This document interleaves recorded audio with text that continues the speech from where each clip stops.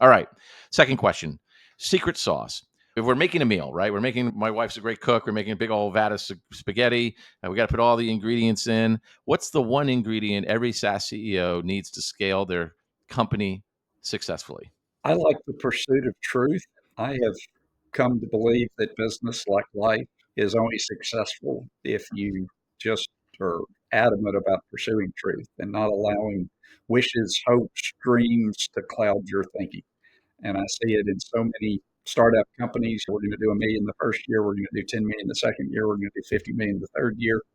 And by gosh, I hope you do, but you'd be one of only one or two companies in history to ever do that. And that's not living in reality.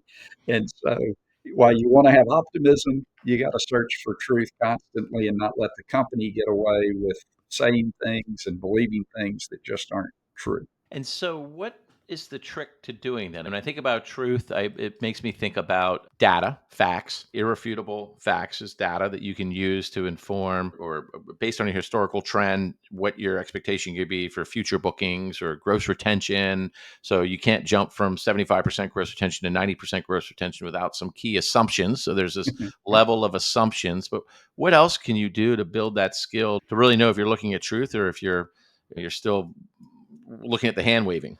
Yeah, so the CEO is the bar setter, right? And it's what you allow people to get away with. And we, for a while in one of my companies, fined everybody $5 for saying they had a good meeting. That had no information content. That tells me nothing. Okay, did they move to the next step in the sales process or not?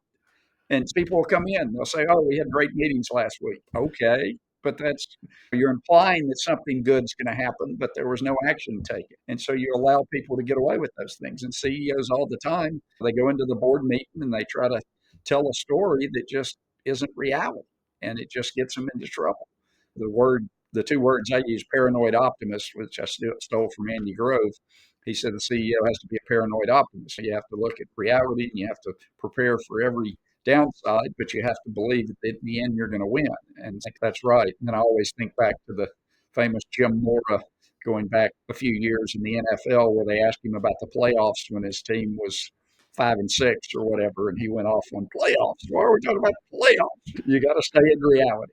Yeah, staying today. I think that is part of the challenge of the CEO is you do have a bifurcated you have to have a bifurcated vision in terms of being able to define the future, one that is aggressive but achievable, and at the same time bringing the level of discipline into the daily operations where you're bringing accountability, what we were talking about before, and ensuring that you're moving in that direction. But how do you pop up? And at what frequency do you pop up to are you still going in the right direction? That's great.